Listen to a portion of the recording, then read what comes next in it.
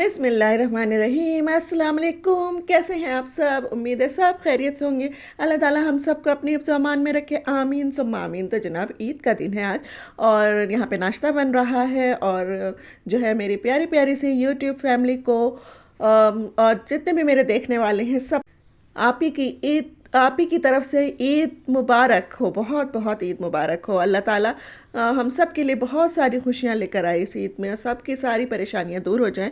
अच्छा जनाब, नाश्ता करने के बाद फिर ये आ गए हम डायरेक्ट दोपहर में और लंच टाइम पर। लंच टाइम का तो मैंने खैर इतना नहीं दिखाया, लेकिन मैंने ये शाम के लिए जो मेरे घर में दावत है आज, तो उसके लिए मैंने फिर ये सैलड बनाई थी। तो फिर इसको क्लिंक लगा के रख दो तो बहुत आसानी हो जाती है, पहले से बना के रख लो और फ्रिज में फिर वो फ्रेश ही रहती है।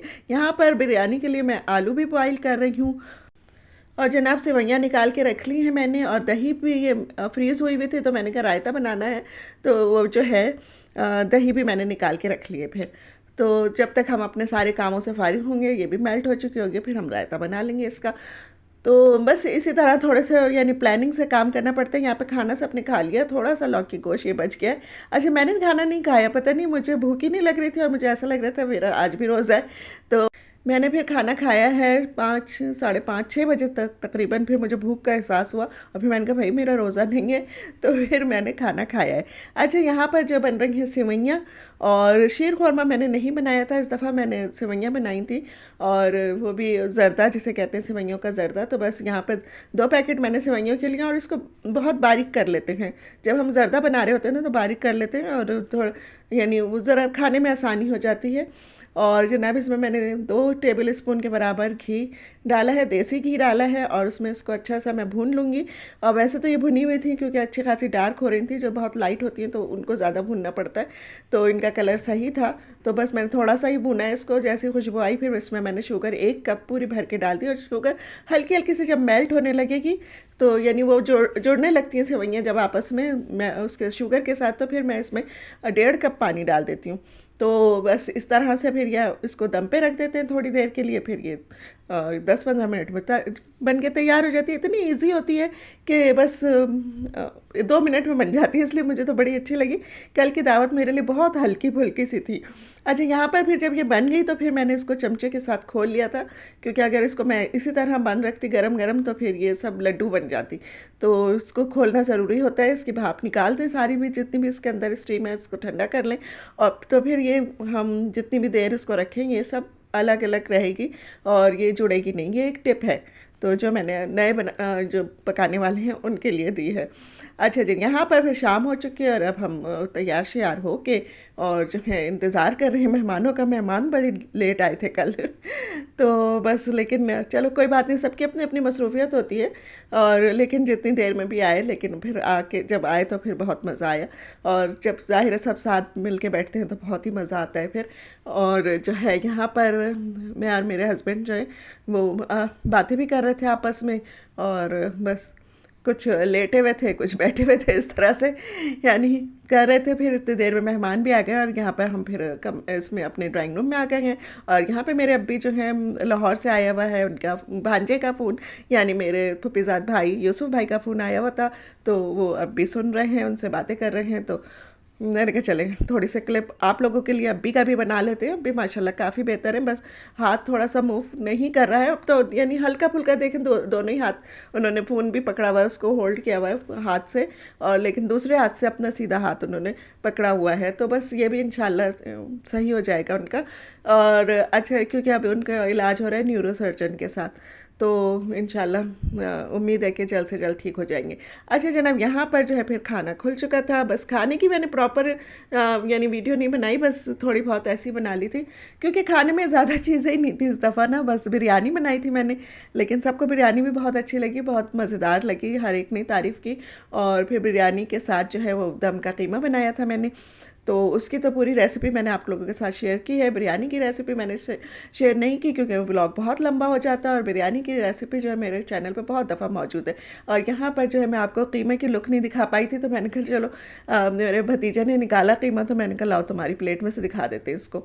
अच्छा जी, फिर आ जाती है मीठे की बारी और ये यहाँ पर जो है केक मेरी भाभी लेकर आई थी और फिर मैंने कहा चलो इस पर ईद मुबारक भी लिखा हुआ है तो इसको फिर थोड़ा सा हम अपने व्लॉग में शामिल करते हैं। और फिर केक भी मैंने निकाल लिया था और जनाब सिवैयाँ भी निकाल ली थी, क्योंकि सिवैयों का ज़र्दा जो होता है ना, वो सब सुनते हैं नाम तो वो समझते हैं शायद पता नहीं कैसा होगा, वो दूध वाली सिवैयाँ या शीर खोरमा उसी को अच्छा समझते हैं। लेकिन ये भी बड़ा मज़ेदार था। जब तो मैंने कहा चलो केक निकाल लेती हूँ। वैसे मिठाई भी थी, दोनों बहनें मिठाई भी लेकर आई थी, मेरी खालाजाद बहन भी आई थी, वो भी मिठाई लेकर आई थी। तो लेकिन ना वो जो है, ये देखें सिवैयों की लुक, मैंने इसके ऊपर यानी सिवैयों के अंदर मैंने कुछ नहीं डाला है, ऊपर से मैंने ड्राई फ्रूट जो फ्राई किया था वो डाला है और खोया डाला है। और ये इतनी मज़ेदार बनी थी कि वाकई सबको बहुत अच्छी लगी। माशाल्लाह 3 चीज़ें मैंने बनाई थी सिर्फ, और लेकिन सब अच्छी बनी थी। अल्लाह का लाख लाख शुक्र है, और सब ने बड़े शौक़ से और दिल से खाया।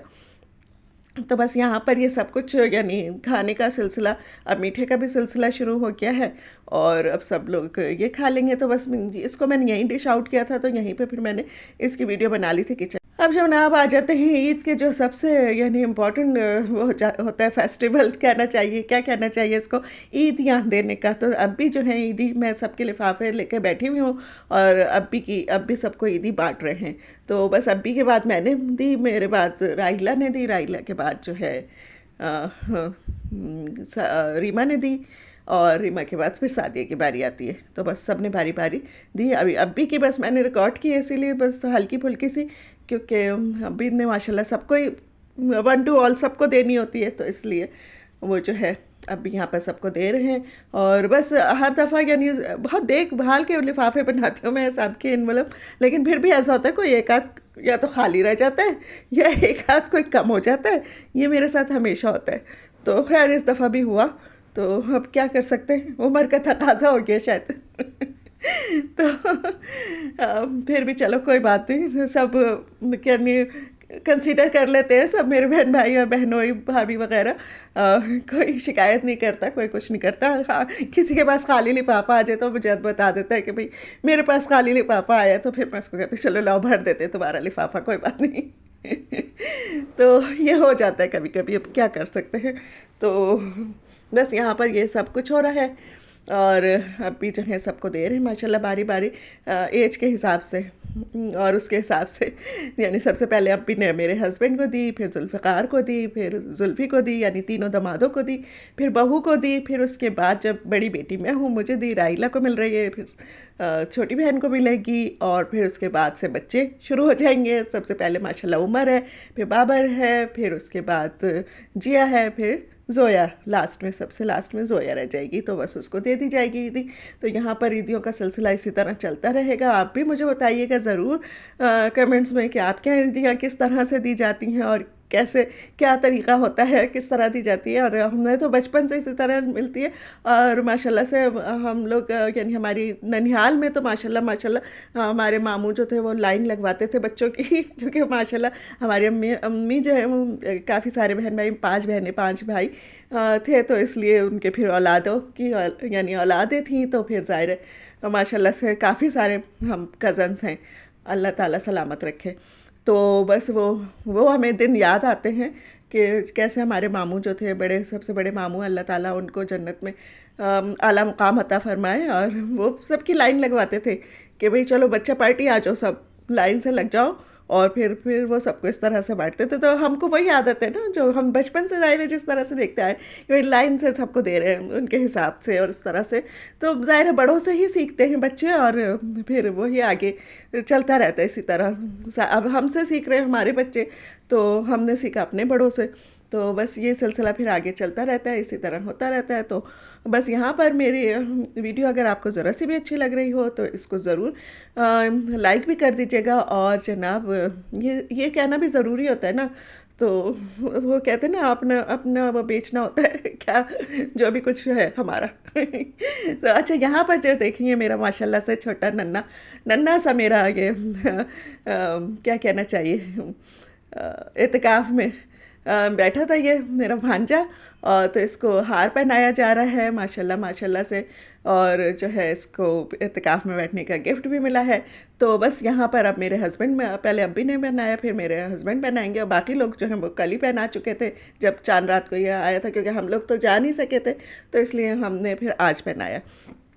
तो फिर जो है बस यही अल्लाह से दुआ है, अल्लाह ताला सबके ईमानों को और मज़बूत करे और माशाल्लाह मेरे भांजे के कि जो इत्तिकाफ़ है उसको कबूल फ़रमाए।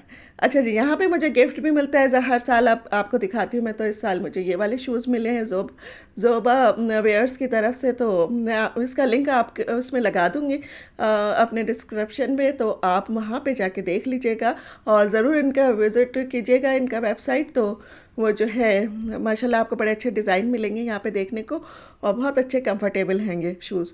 तो बस यहीं तक की थी मेरी आज की वीडियो। इंशाल्लाह फिर मिलेंगे अगले किसी वीडियो में। अल्लाह हाफ़िज़।